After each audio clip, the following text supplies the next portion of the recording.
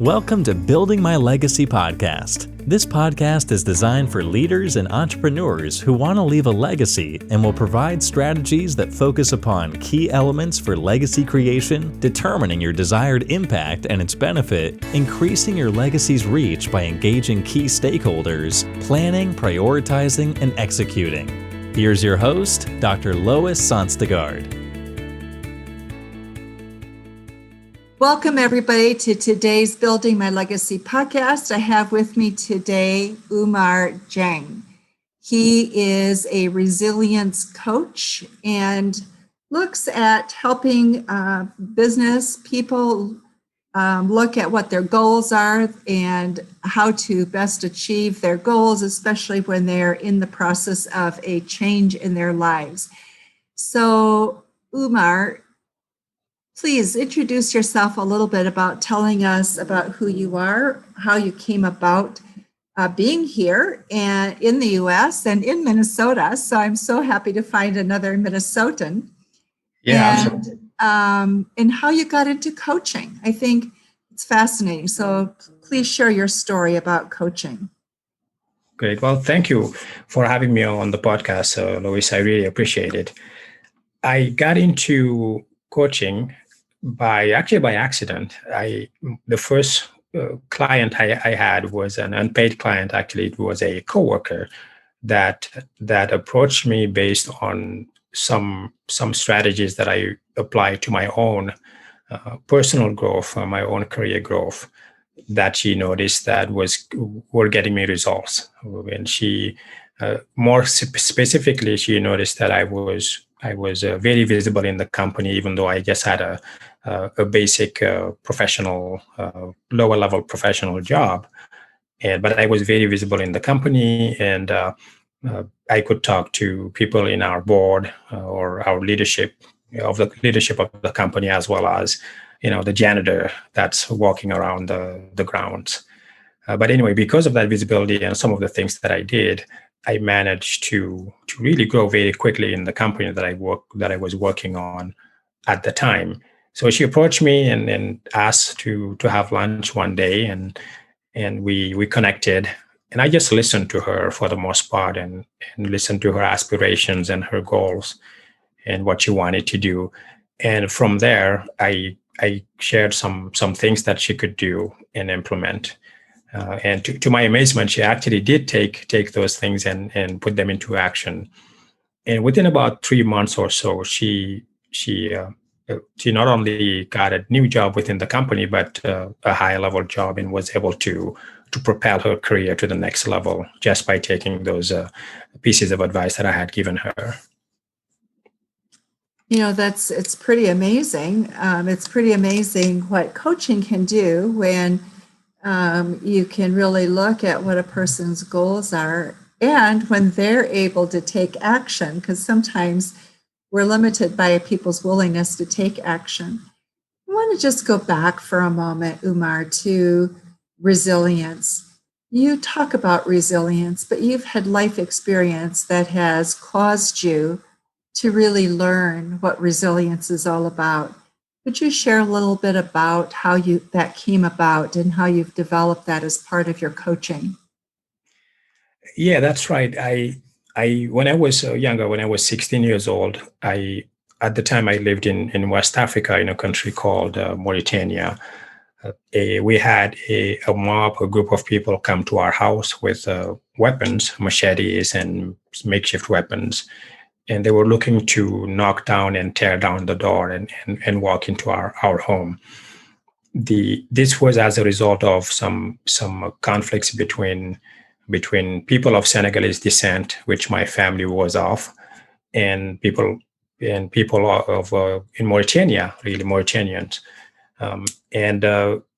As a result of that event, they really wanted to get into the house, and I managed to talk them down, my sister and I, by speaking the local language and convincing them that no, there are no Senegalese people who actually live in this house, that we are all Mauritanians, which actually we were. I was born and raised in Mauritania up to a certain point in my life. But anyway, long story short, we managed to convince them to walk away. So this was a mob of people ready to kill us. And I realized at the time that had they made it through the door, they would have not only killed us all, but they would have also killed some of our neighbors who had sought refuge in our home because their homes were being looted and burned down. And because they didn't speak the local language, they looked very, very Senegalese, as opposed to my sister and I, who wore the national attire and spoke the language very well. That moment really was a defining moment in my life. Not only because of what happened and the decisions that I had to make to survive, but also the fact that I ended up in a refugee camp, where I spent a little over a week in that camp, where somehow my family and I got separated in the midst of trying to flee the country, and I ended up in that camp. And when I look back, some of those things that helped me not only survive that moment, that initial moment when they knocked on the door, but also surviving the time that I spent in the camp and eventually leaving the country, had to do with staying positive and being able to tap into some core ideas of staying resilient and being resilient to be able to move forward and survive the next day. So when you talk about resilience, do you have a process that you walk people through in order to achieve resilience, or how do you go about that, Oumar? Yeah, there's actually five core steps that I believe lead to not just resilience, but long-lasting resilience. Now, the good news is that we all in our lives have moments when we are taught resilience. If you even look back to the moment a child is born, and you watch how quickly they grow between age 0 to 6 months or even to a year, so many things happen in between that young child's life, from learning to getting their first teeth, and their learning to walk, taking a fall, and of course being challenged by disease and illnesses. So if you take that example and look at someone's life, I would say the first step you look at when you try to build resilience or to be more conscious of your own resilience, you have to learn those.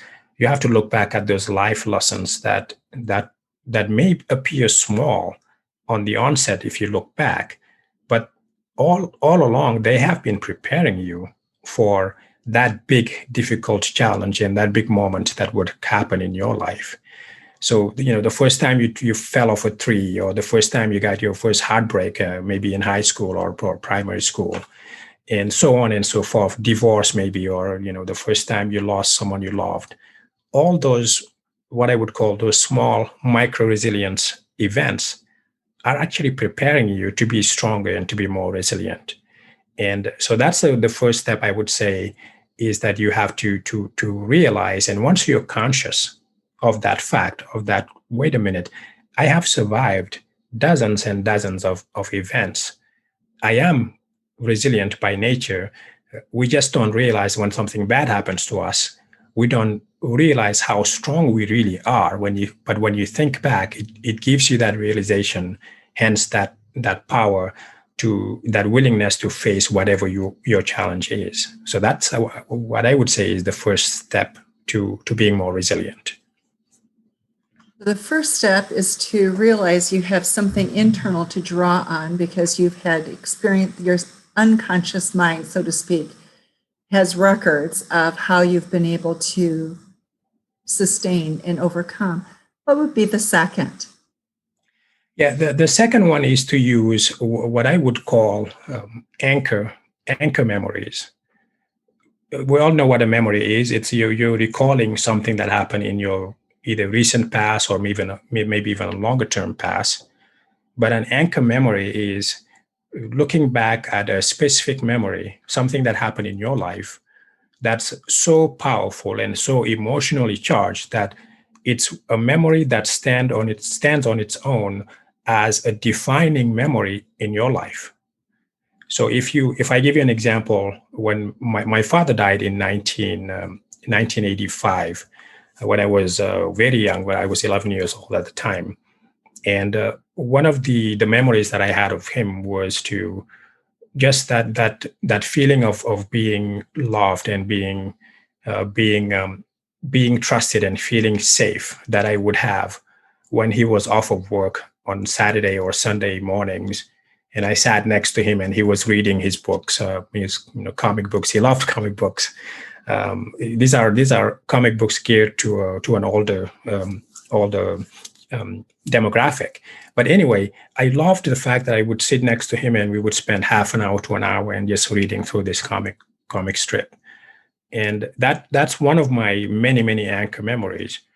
So whenever I find myself in life that I am facing a challenge that's tied to negative emotions or emotions that I know will be counterproductive to the goals that I'm trying to set up to achieve, the success that I'm looking for, I take a step back. I take a breath and I relax, I breathe. A lot of people do that. However, what I would challenge you to do is take it to the next level, to think about the memory, that anchor memory that you had, in my case, how I felt when I was with my dad. Not only the memory, because we can all do that, but think about how you felt when you recall that particular memory. Did you feel happy? Did you feel safe? And bring those emotions back into the present moment to help you deal and repel those negative thoughts. So it could be lack of confidence. It could be having fear of something, or being not being sure about what to do next.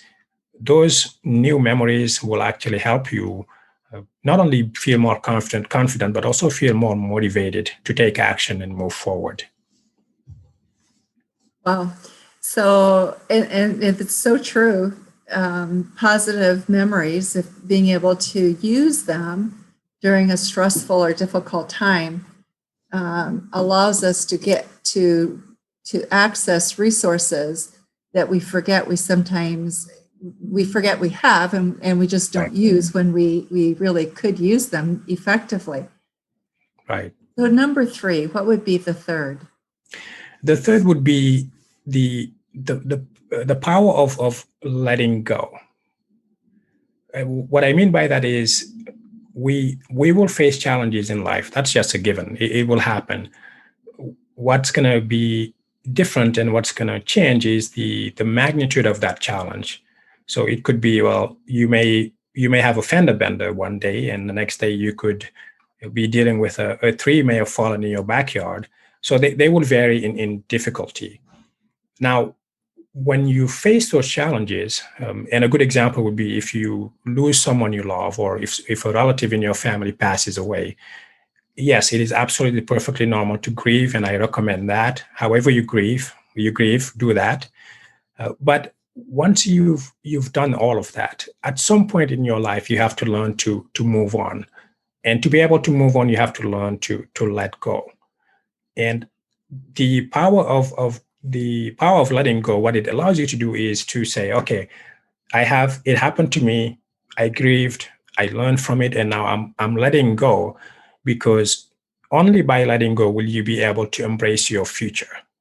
Otherwise, you'll be always tethered to your past, which is, being tethered to your past is not necessarily a bad thing. In fact, in Africa, we have a saying that goes that if you don't know where you're going, go back to where you came from, meaning draw on your past to make you stronger. So draw on that experience to make you stronger, but let go of it enough to allow you to move forward and embrace the future. And when you do that, you can build the dream you want, the future you want, the life you want, whatever that goal may be in your life. So that power of letting go, it would be the third thing that I would recommend that you think about when you're facing any challenge. Letting go is such a difficult thing for many people, for humans, I think, because I think there's a fear associated with it. And that is, if you let go, you'll also lose the good memories. And I think sometimes, actually, when you let go, the good memories come forward more. You release them, and you can take those forward with you. You don't lose the good that was part of your life. What your thoughts on that? Yeah, no, that's true, because our minds can only focus on something very intense for only so long. And if you think about it, when you are thinking about something that has a very powerful impact on yourself as a human being, on your emotions, it takes up a lot of real estate in our minds.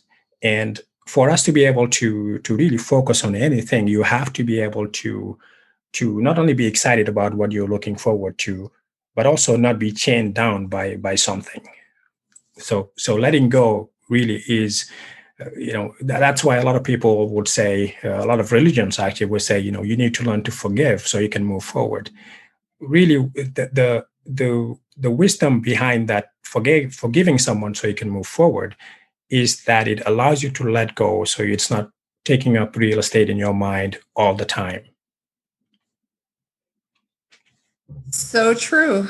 If you want to move forward, you've got to free up your mental space, don't you? Right, So exactly. number 4, what's number 4?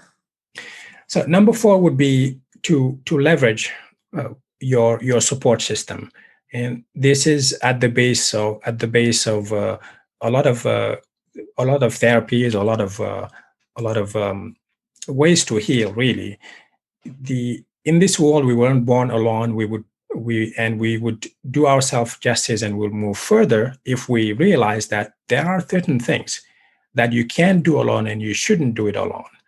And there's a reason why we have all these national helplines, the national suicide helpline, the national, the depression helplines, and so on and so forth. And the reason we have these is that there is power in realizing that you are not alone. And we are social animals. We were born and we were bred and designed to actually care, to look and aspire to feeling sociable and being in social situations. So when you are faced with a challenge, it's important to realize that the quicker you can connect with other people, the quicker you will recover, because you are realizing that there are other people not only who may have gone through the same thing and came out the other way, and they lived through it, and it gives you hope that you can get over it as well. But it's important to know that you can leverage people around you, even if it's one person, someone you don't know, if you're more comfortable, or someone that you can trust, a friend that lives close by, or maybe even in another state, someone you can talk to just get rid of this weight that this challenge or this heartache or hardship is causing on your soul.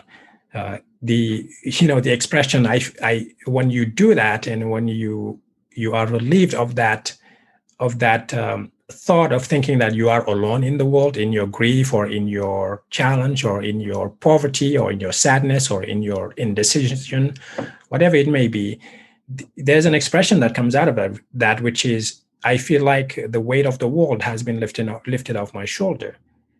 So there is weight in you. There's weight in having to face a challenge alone.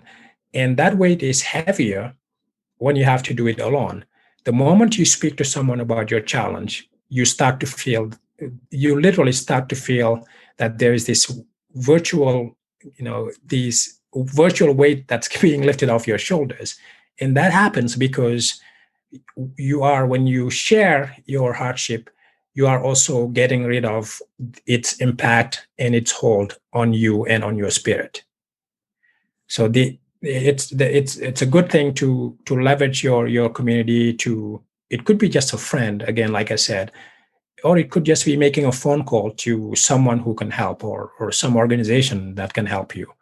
And if I were to tie this back to my own personal experience, when I lived in that refugee camp, I was, particularly those first 2 days when I lived there, I was finding it difficult to actually get food to sustain me. And for the only reason I couldn't do that was because there were so many people in the camp that when the food ration truck came, people were swarming the truck, and it was every man and every woman for him and herself. And at the time, I was very skinny, and I wasn't as strong and bulky as I am now. And the first few times I tried to get food, I was almost crushed every time. When I realized that I was going to starve if I didn't find a way to get around this obstacle and this challenge. What I did about that was to actually create a community, and in that I approached four other people who were older and stronger and faster, who lived in the camp as well, and I somehow convinced them to pool their resources with me and to find a way to share, and that we would have more food if we did that.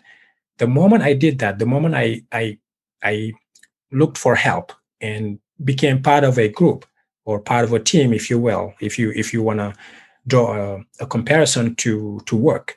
The moment I became part of a team, it became a lot easier. So all of a sudden, I have not only a support system, but I was eating well enough to survive, and I also had people who had my back, and I had their backs. So that's a good example of why it's important to seek out that support system. It's so true, and I think especially here we tend to become so independent. We think if we can't solve the problem ourselves, there's something wrong with us. And you're absolutely right. We are created to be in community and to be in relationship. And there's something very precious about that sharing and what you learn when you share with one another. Right, right, exactly. And I know it's difficult because, especially in the United States, we are taught to be independent, to be individuals that can stand on our own. But there are things in life that you just shouldn't face alone. You should really seek support to make sure that you get through it easier.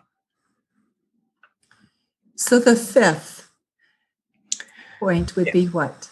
Yeah. So the fifth is to learn to be nimble, and what I mean by that is be your ability to be flexible and to adapt. There is a story that I learned when I was younger. I went to a French school system in West Africa, and so there's a lot of French literature and French poetry that is that is inserted into the curriculum. And anyway, this story is the story of two different trees. One is a very sturdy tree that's been there for hundreds and hundreds of years, and the other is a very small, very young, very skinny tree that kind of moves when the slightest breeze blows. Anyway, the stronger tree was making fun of the smaller tree because of its size. And one day a hurricane came and the wind blew and blew, and the stronger tree was resisting the wind, and of course it got uprooted. But the smaller tree survived. And the reason why that tree survived is because when the wind blew, it was able to lean forwards and backwards and be flexible with the wind. And even though it would almost hit the ground, because it was flexible, it didn't get uprooted. And there's a lesson in that, is that the moral of the story is that you have to learn to be flexible, because everything around you changes and will change. It's just a matter of time. If you think about, before 2007, so 2006, we didn't have the iPhone, right? Since 2007, what has happened since then? All the new social media channels, the new jobs that sprout out of the 2000 dot-com bust. So all of those changes just around us. So as a human being, if you want to survive in our society, you have to learn to adapt. And the way to do that is you have to be flexible and be like water and run around the rocks in the streams to be able to continue your path. So what that could mean for someone in a professional setting or a leader is that if you notice that there are some trends that are changing in your industry or at work, maybe your company was acquired by another company, or there's new technology you need to learn, don't be the person who is always saying no, we've done it this way for 30 years. I am not going to learn something new now.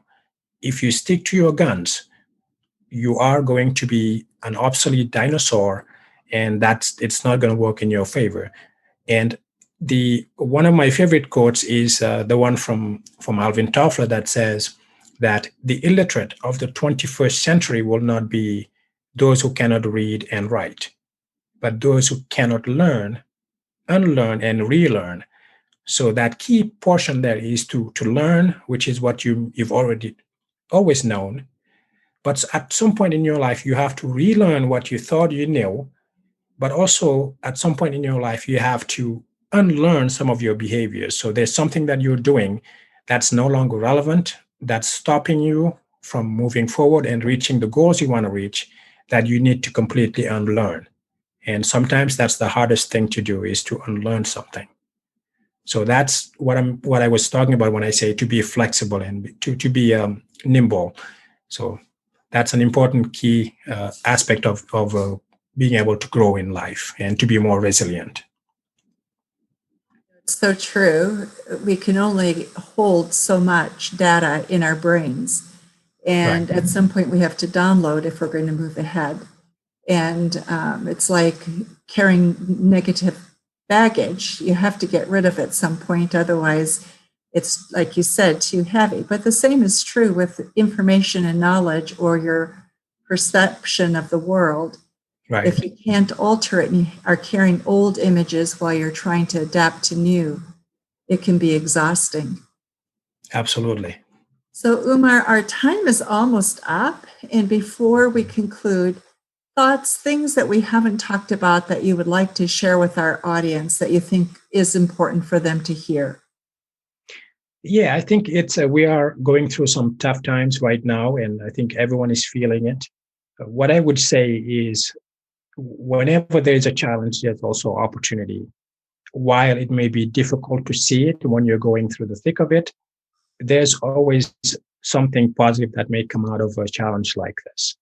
And I would say that I absolutely understand what most of us are going through the challenging times, but just use some of these tips that I shared, and it will, when you think about it, it would make sense and it would help you move forward with your life.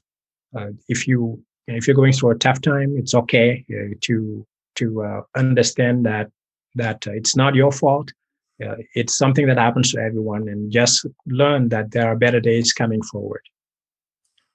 Better days, always better days. And it's having that hope, isn't it? We thrive on the notion of hope. Absolutely. Absolutely. Oumar, thank you so much for being with us today. And for those of you who are listening, I will have information about Oumar in the show notes so that you can be in contact with him. And if you have further questions, feel free to contact us and we will get you in contact with Oumar. Oumar, thank you so much for being with us. And those of you who are with us in Building My Legacy podcast today, thank you. Thank you.